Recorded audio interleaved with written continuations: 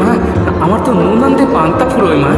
আমি তোর বাড়িতে পান্তাই খাবো, তবু তোর বাড়িতেই যাবো। আমি তো আসছি, আর তো বেশি দেরি নেই। আজ কোজাগরী লক্ষ্মী পূর্ণিমা, এরপর অমাবস্যায় আমি আসছি তোর বাড়ি।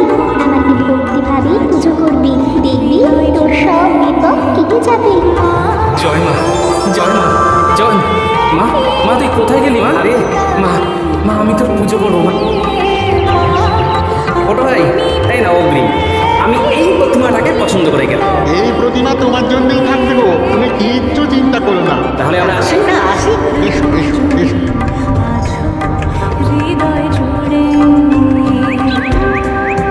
আপনার যাওয়া উচিত হবে না মহারাজ। চুপ করো, তোমার কথা শুনে আমি সব হারিয়েছি। আমি যাব, গোপালের বাড়ির পুজোতে আমি যাব।